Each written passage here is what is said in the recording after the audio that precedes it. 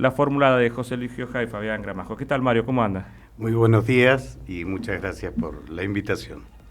Mario, uno extraña cuando en la Cámara se debatían todos estos temas, pero aparte se debatían con muchísima fuerza. Y uno ve una Cámara de Diputados que en los últimos años falta encontrar esas posiciones tan encontradas. Quizás parte del oficialismo tiene la culpa, pero también la oposición de no plantearlo. Y ellos te dicen, no, es que perdemos seguro. Está bien, pero plantearon lo mismo. Yo imagino, pienso que todos en la sociedad tenemos una cierta cuota de responsabilidad.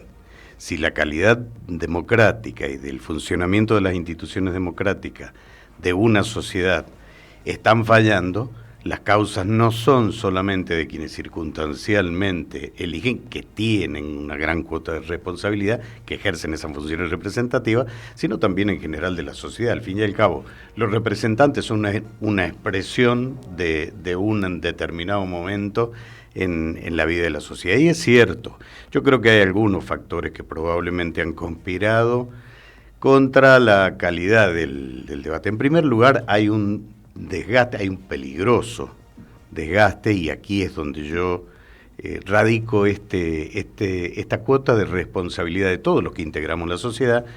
Hay un desgaste de nuestra institución democrática, hay una falta de acuerdos tácitos o expresos en cuidar nuestras instituciones. A mí me apena y me avergüenza que el Congreso Nacional sea preso, tanto en la Cámara de Diputados como en la Cámara Alta, de especulaciones y de extorsiones políticas en ciertos casos. Hoy escuchaba, va a sesionar de nuevo el Senado después de 5 meses. Bueno, pero contextualicemos por qué no ha sesionado el Senado en estos 5 meses.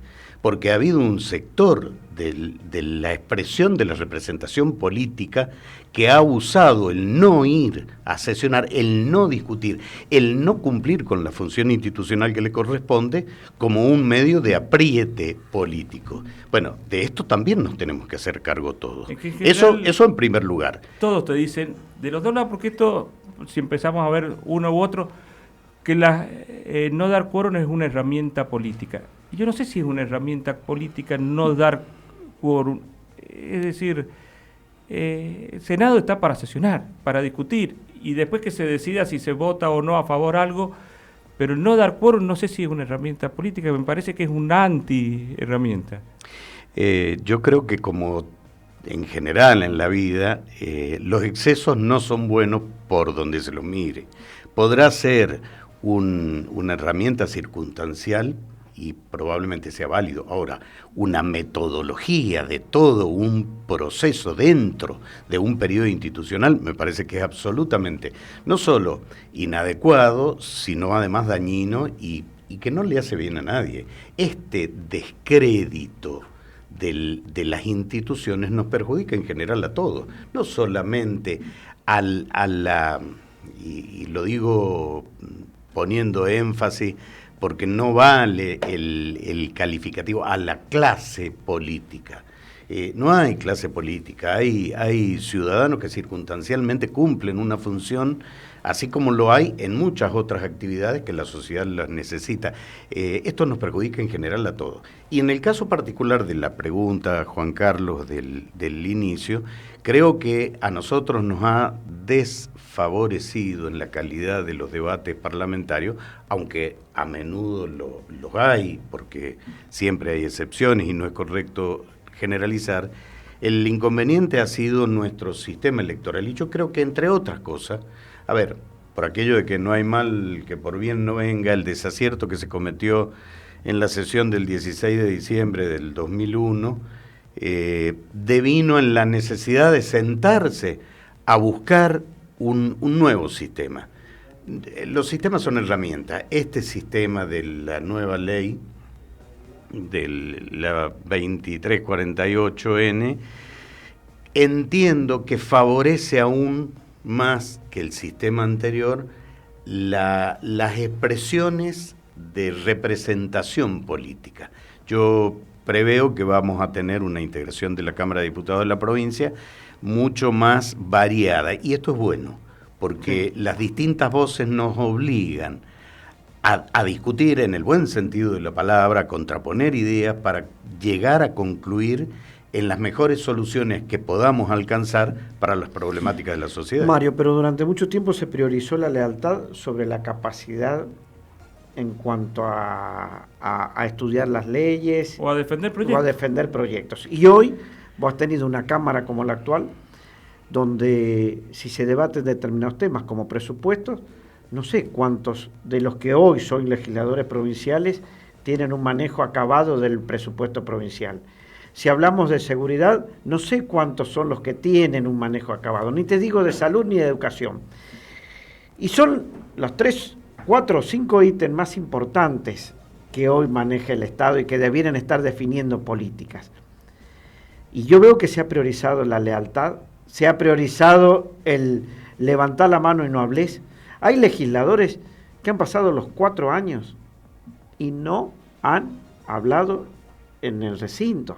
No te digo ni uno ni dos, varios, salvo para algún gesto de algún homenaje o algunas palabritas de ocasión.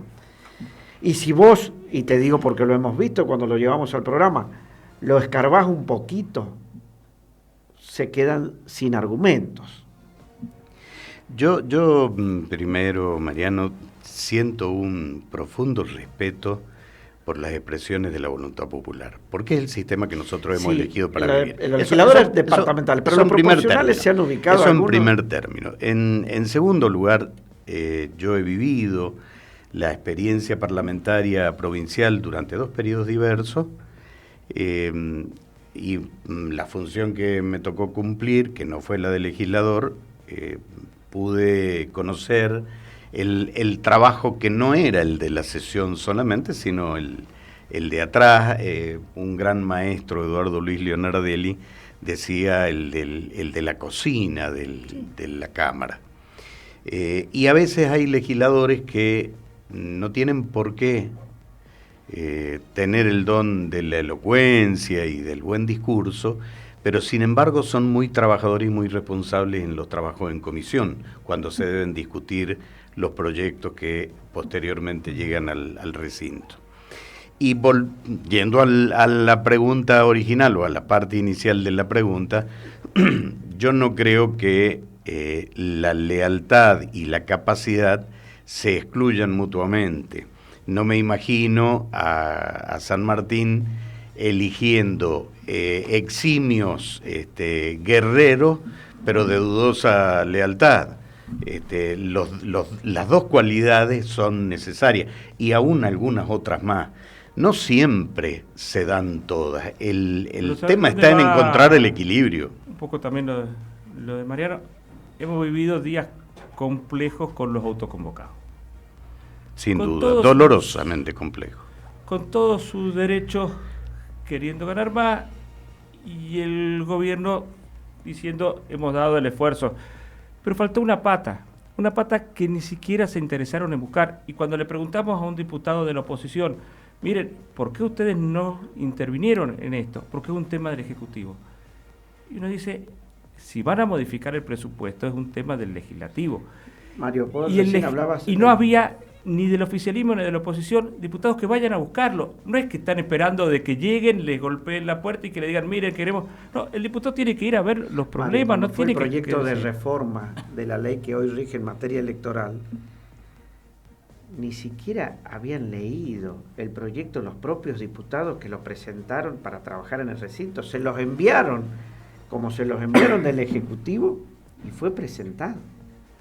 Bueno, yo mencioné recién, para mí ese incidente en la sesión del 16 de diciembre del 2001 fue algo doloroso, institucionalmente innecesario. Totalmente. Porque es un daño a la institución que es la que debemos cuidar en primer término. Es la que debemos cuidar en primer término, porque las instituciones, si nosotros mismos las degradamos, no tenemos en qué sostenernos, y en este caso son las instituciones de la representación política.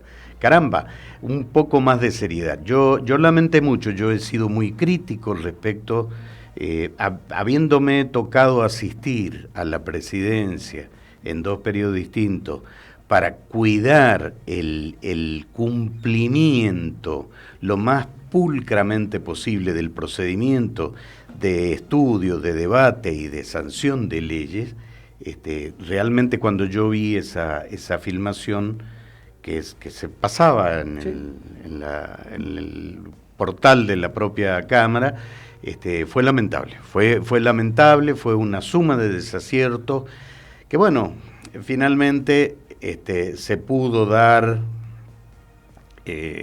justicia mediante, que debió haber sido evitable, pero se pudo dar una mesa de acuerdo, de diálogo y de construcción de esta herramienta que hoy tenemos, que le llamaron CIPAD, que no será la mejor, pero entiendo que supera la situación prácticamente de anomia que había quedado después de la anulación de aquel otro sistema electoral. ¿El CIPAD mata el dedo partidario? Yo vuelvo con un concepto que dije recién. Yo confío en que dos cosas.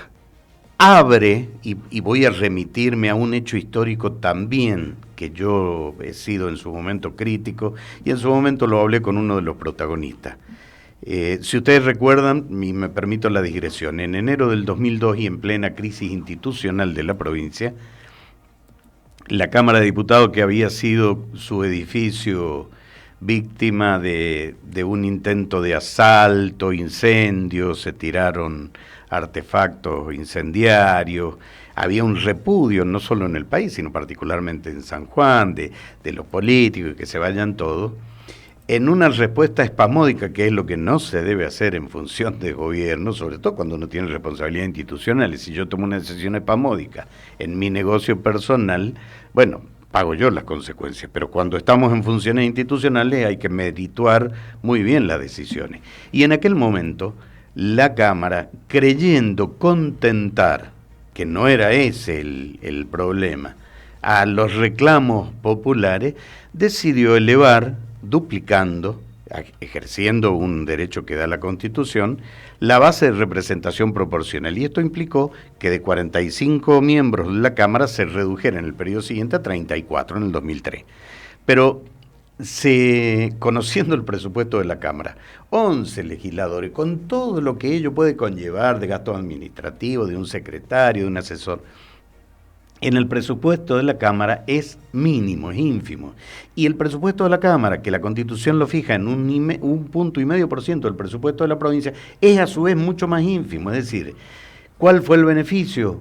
Nulo, prácticamente. ¿Cuál fue? Terminó perjudicando al que lo presentó, porque como hay menos minorías presentes. La representación. Si ustedes recuerdan, antes de ese periodo, hemos tenido expresiones del partido de centro, identificadas más bien con la derecha política, hemos tenido representaciones socialistas, y de ahí una gran gama, Cruzada Renovadora, bloquismo, en su momento del MID. Bueno, esas representaciones minoritarias nunca más pudieron tener, porque el piso quedó muy alto. Bueno, esto creo que conspiró mucho, y perdón, Andrés, la pregunta me vuelve a Enrique. Enrique Merenda, si el CIPAD mata el dedo partidario. Creo que mejora las posibilidades de una representación más diversa, de expresiones minoritarias que pueden volver a tener por otra vía, que es esta representación parlamentaria, Enrique. Pero además, creo que lo que hace es favorecer, que creo que siempre es bueno, que las candidaturas internas de fuerzas políticas afines o de partidos se definan con la mayor participación posible del electorado, y no en medio de un círculo íntimo, de una piecita, de una noche de reunión en un partido. En la medida en que tengamos representantes que surjan de la voluntad popular, aún los representantes candidatos, tenemos mejor o un poquito de mejor calidad de representación democrática. Lo que la gente discute por ahí, sí, más que el CIPAD, que creo que es bueno, porque yo creo que mientras más candidatos haya mejor, es el sistema de transferencia de votos que lleva de por sí la ley de lemas. ¿Por qué? Porque en cada uno de los frentes, yo digo, hoy, entre un giojista y un uñaquista, hay muy pocos puntos de acuerdo. Te diría que son hasta adversarios, y terminan los votos sumándose. Entonces, por ahí yo tengo mis dudas sobre si es lo más democrático establecer la transferencia de votos entre partidos. Concuerdo, pero no totalmente, porque no es así el sistema. No es el viejo sistema que tuvimos de lema, que hay mucha variante, sino que establece uno nuevo. Y justamente esa transferencia se da en temas puntuales nada más, que probablemente lo justifican, pero frenan la transferencia en el caso de las representaciones proporcionales. En los diputados, los 17 sí, diputados proporcionales y los integrantes de los consejos deliberantes, totalmente de acuerdo. En donde va a haber una... Bueno, no podría serlo. No, es decir, ahí no se puede compartir. Y yo no sé cómo sería el voto de alguien, pongámosle para no poner solamente en el peronismo, si un candidato o alguien que apoya a Vallejo lo apoyaría a Orrego o no. No sé, en una vuelta cuando fuera un voto directo. Yo creo que el voto, la ley de lema, las PASO en eso, era más respetuoso muchas veces de la voluntad popular. Sí, creo que, como marqué recién, se ha mejorado por este tema de la representación mixta en función del sistema DON para las representaciones parlamentarias. Para las unipersonales no hay forma. Y es probablemente un punto débil que también existía, o en las PASO se dirimían, no se transferían estos votos, pero no existía, que podría haber sido, porque podría haber sido una muy buena reforma del régimen de las PASO, el haber introducido esta representación mixta a través del sistema DON para los cuerpos parlamentarios.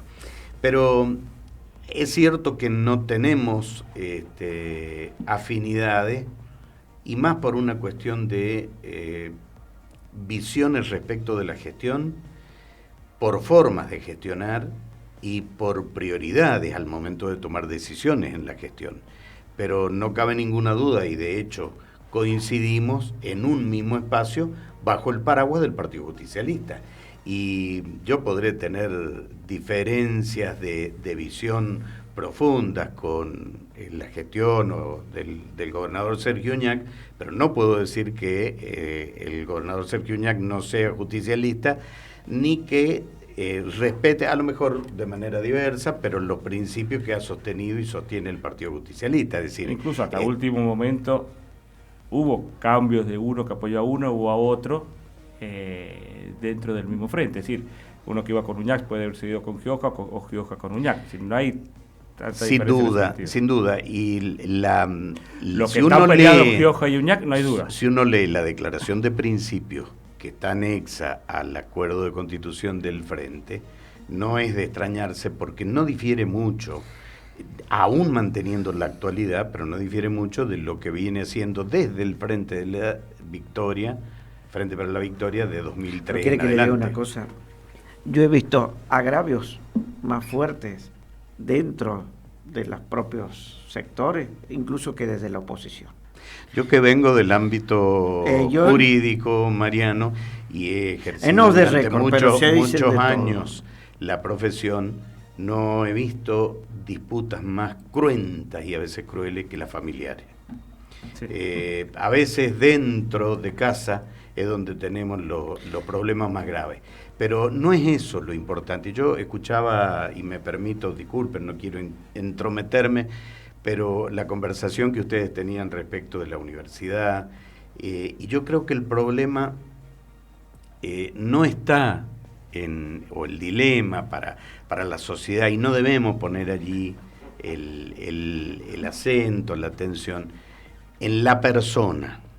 En realidad, obviamente, lo que hace una persona es lo que te influye o no, pero yo no tengo nada personal contra, por ejemplo, y vuelvo a citar, el gobernador Uñac. Ahora, Hay diferencias en la gestión, mencioné yo, en las prioridades de la gestión. Totalmente. Eso es lo que debemos, en los proyectos. Lo de la universidad, Mario, lo que nosotros decíamos, no es lo mismo que el ciudadano Blos diga lo que diga y que sus posturas son totalmente respetables, porque seguramente si él está de acuerdo con el kirchnerismo es porque debe tener profundas convicciones para estar de acuerdo, que en un acto académico de la facultad se mezcla política con universidad. Porque cuando empezamos a mezclar las cosas es lo que termina haciendo daño, porque él representa a toda la Facultad de Ciencias Exactas, piensen como piensen. Entonces, esto es lo que muchas veces, en muchos ámbitos, falta, los límites están muy difusos, y no es bueno. No es bueno, y no son buenos los abusos, como yo decía recién, los excesos. Ahora, tampoco es bueno, ni es real, y por lo tanto no debemos pretender que la universidad sea aséptica. A mí me ha tocado vivir mucho en otro ámbito, durante muchos años, en el ambiente universitario. Y una de las cosas que se nos criticaban históricamente a los universitarios, a los académicos, era que teníamos una visión de la realidad que a veces... De laboratorio, que estaban todos con guantes. Y la política nos atraviesa, y es bueno que así sea, transversalmente a todas las actividades. La política, aún con los sesgos partidarios o ideológicos que pueda tener cada uno, porque de eso se trata, y siempre con respeto. Y creo que no hay que confundir las funciones. Si yo represento una función institucional, debo tener cuidado. Ahora, eso no quiere decir que yo esté inhibido de hablar, a menos que hablemos de la magistratura. Claro. Capítulo aparte, porque la magistratura, muchas veces, el ejercicio de la magistratura, sabe cómo hablar de política haciéndolo en lenguaje letrado. Hablan más de política de lo que uno cree. Sí. Y no son tan impolutos muchas veces como se venden. Mario, vos tuviste un paso importante por la Universidad Católica. Sí, una parte importante de mi vida, no solo porque estudié allí, en aquel momento era la única carrera de Derecho, pero además porque, bueno, ni bien me recibí, el entonces rector, Monseñor Francisco Manfredi, me invitó a trabajar, a formar parte, y durante 17 años fui secretario general académico de la universidad. Incluso cuando yo estudiaba estabas vos de secretario ahí. En lo que va a ser tu trabajo legislativo, ¿la educación va a formar parte importante en tu tarea? A ver, el Estado, en todos sus niveles, tiene funciones esenciales de las que no se puede desatender. La educación es una de ellas, y ustedes lo hablaban recién con el tema de los resultados lamentables. Yo creo que, y Juan Carlos lo apuntaba bien, aquí venimos de defecciones durante mucho tiempo. Pero ¿sabes por qué te lo pregunto? Yo tengo una idea, por ahí puedo estar equivocado. La política entiende que modificar el sistema educativo es correr riesgo de perder votos. Esto es más o menos, ¿viste? Cuando haces una obra de cloacas. Hacer la obra de cloaca es fundamental. Pero está enterrado. Pero el que la hace pierde las elecciones, porque se pasa 3 años muchas veces con el pavimento y los vecinos insultándote de la mañana a la noche. Claro, y cuando el pavimento no se ve. Y entonces por ahí prefieren hacer obras menos importantes que lo que significa una obra fundamental como puede ser el saneamiento. En educación, cambiar el sistema es cambiar la forma de elección de los educadores, es cambiar los métodos, es generar también cierta resistencia en un sector que vota corporativamente, porque vamos a ser claros también, la docencia, si uno analiza lo que pasó en el gobierno de Jorge Escobar, lo que pasó en el gobierno de Alfredo Abelín y lo que ha pasado ahora hace muy poco, actúa también corporativamente. Y al menos los hechos así lo demuestran. ¿Vos creés, en función de lo que es la evolución que está teniendo la sociedad, que hay que modificar o no mucho de este sistema educativo? ¿O creés que el negocio político es, dejemos como está, hagamos maquillaje y vamos para adelante? En mi humilde opinión, nunca es negocio esquivar las transformaciones que la realidad demanda.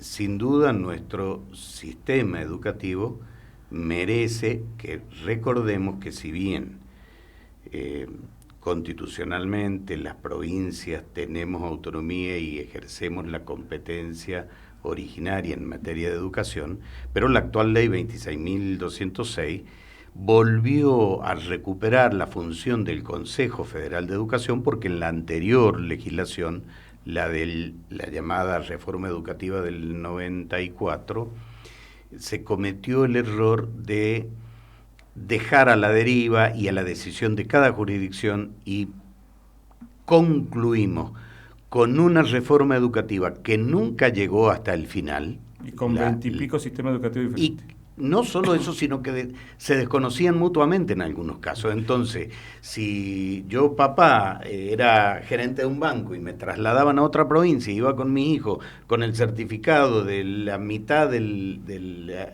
cursado de primaria, había jurisdicciones que no los reconocían. Porque desde que tenían nombres distintos o que habían hecho profundas transformaciones o que se habían hecho transformaciones a la mitad, como pasó San Juan. San Juan tuvo un caso, yo, con todo respeto, yo no soy especialista en el tema, pero nosotros, la Ley Federal de Educación establecía que la enseñanza general básica era una unidad pedagógica. Es decir, los 9 años constituían una unidad. Y nosotros, para responder a conflictos e intereses gremiales, la partimos. Y dijimos, bueno, estos años van a pasar para los profesores que eran representados por X entidad gremial. Y estos van a ser para los maestros. Bueno, otra provincia, Córdoba. Córdoba cambió los nombres y no cambió absolutamente nada. Realmente fue un dispendio que además fuimos uno de los pocos países en Latinoamérica que la reforma la implementamos toda con préstamos. La mayoría de los países que implementaron reformas en aquella época, todas impulsadas desde el BID, del Banco Mundial,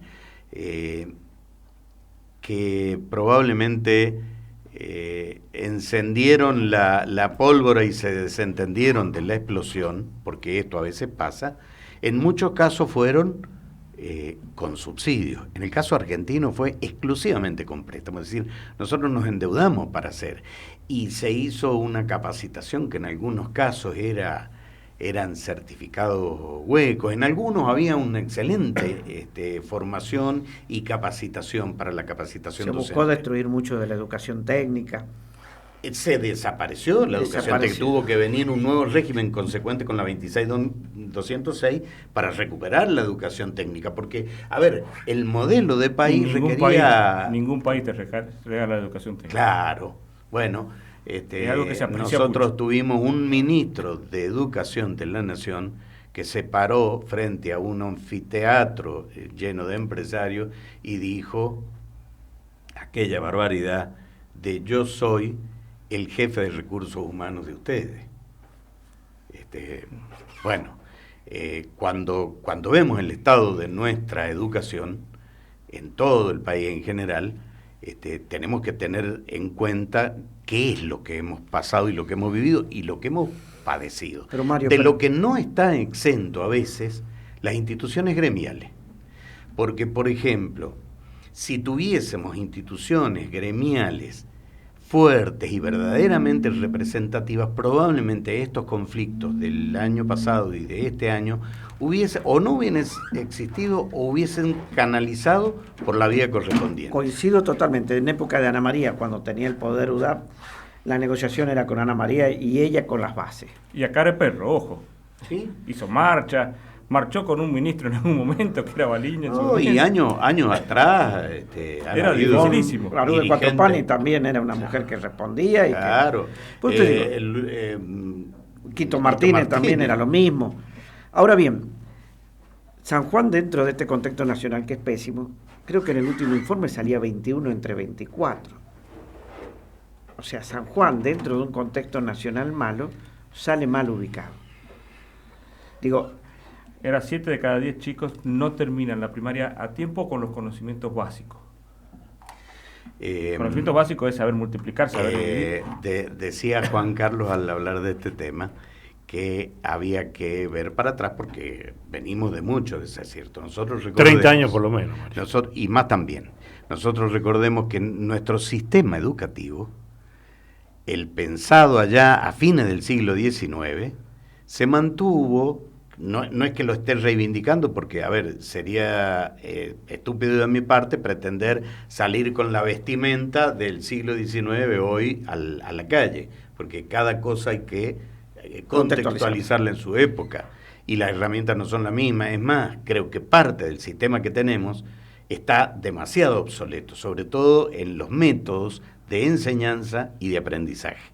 Pero al margen de eso, nosotros teníamos un sistema nacional federal y sufrimos, porque las sufrimos, 2 transferencias, primero durante la dictadura y segundo durante el gobierno de Menem, del sistema educativo primero primario y después secundario a la provincia sin recursos. Yo no sé qué otra nación latinoamericana ha padecido semejante tropelía hecha por el Estado Nacional contra las provincias. Y tuvieron que las provincias salir, y hasta no hace mucho, San Juan tenía que poner para pagar el incentivo docente porque el gobierno nacional no lo pagaba, a pesar de que se había acordado. Pero quiero que le diga una cosa, hay condicionantes negativos por todos lados. Escuela pública, porque nadie pensaba en una escuela privada. Todos hemos ido a la escuela pública. Además, iban a la escuela privada, lo que les iba mal a la escuela pública. En algunas épocas se ha pensado, o por lo menos desde gestiones públicas, se ha pensado y gestionado muy bien para la educación privada. Ahora, el que puede lo manda privada, claro. Ahora, pero hay una sola cosa que yo le discuto más. Yo coincido con usted 100%. Pero quien ha gobernado San Juan desde el 91 a la fecha es casi un mismo color político. Creo que también hay un mea culpa que hay que hacerlo y hay que replantearlo.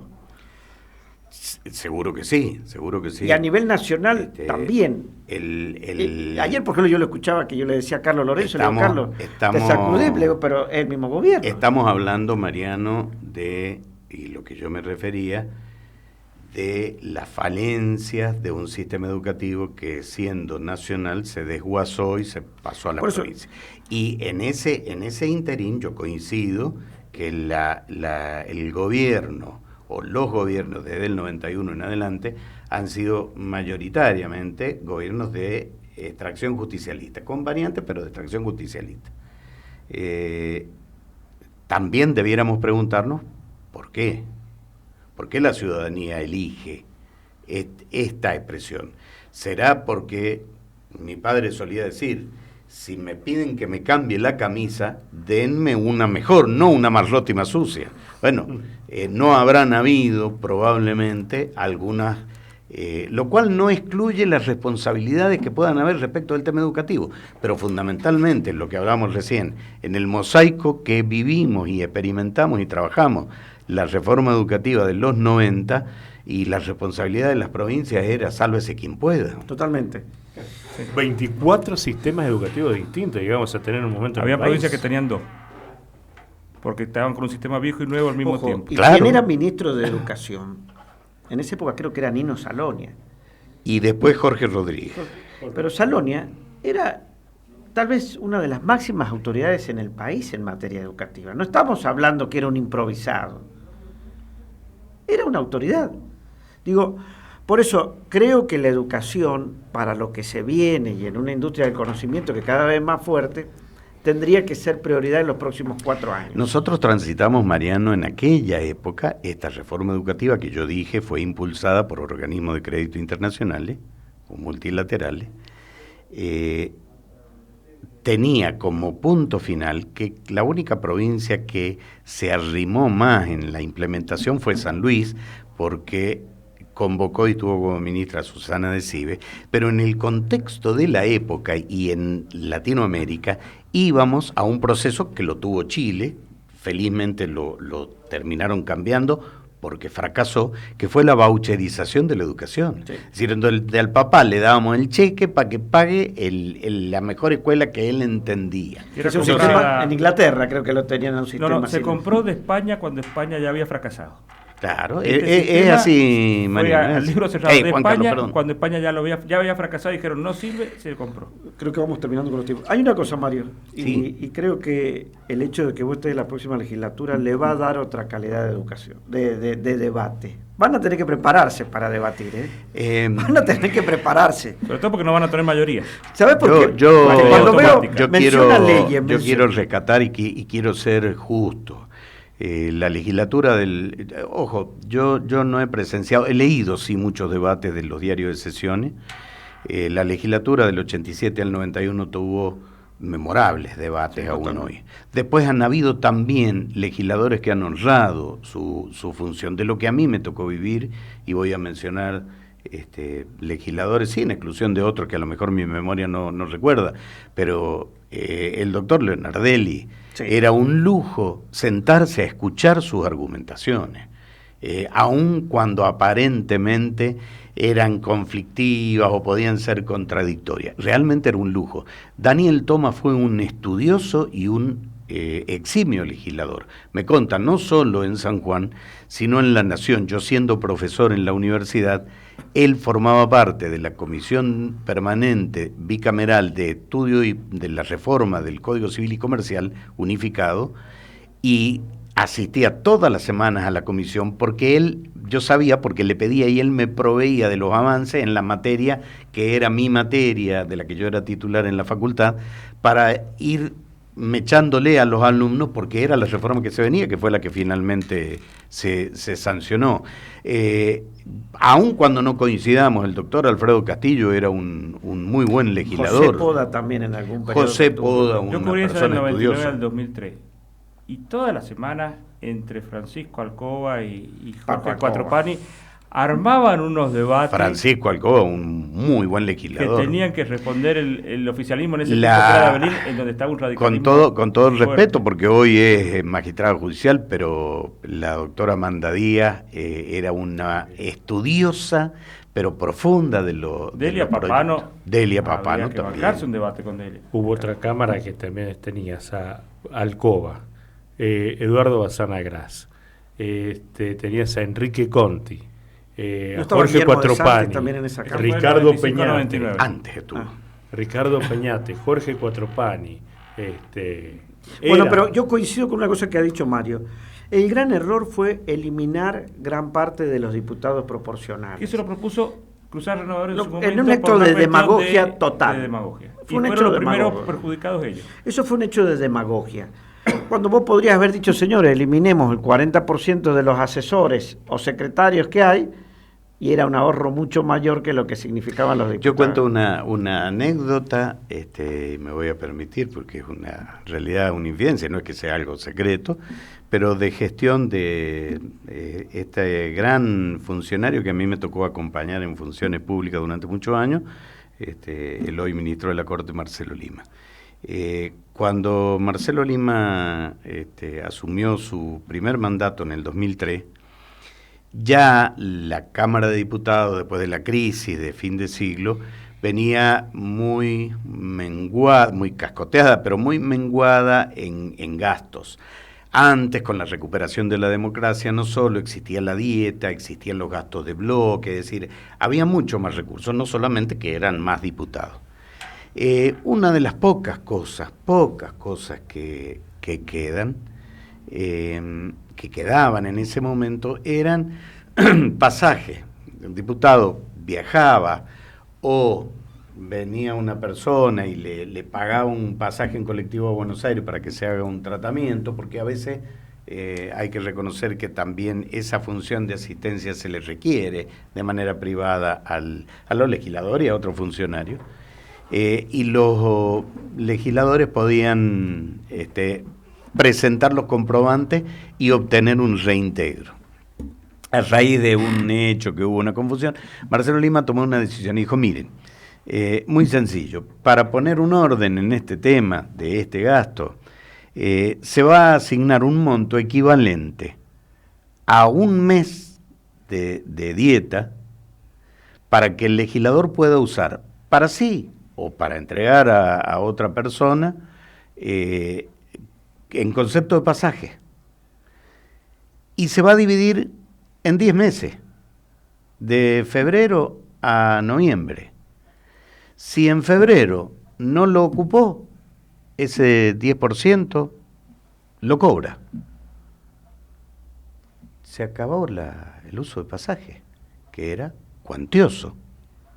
Una medida o sea, en una palabra, los pasajes se asigna que es un valor básico de la dieta, no con ningún tipo de adicional, que además ya no lo había. No existían gastos de representación, de gastos no me acuerdo cómo se llaman los otros que se eliminaron durante la gestión de Gualdino Costa.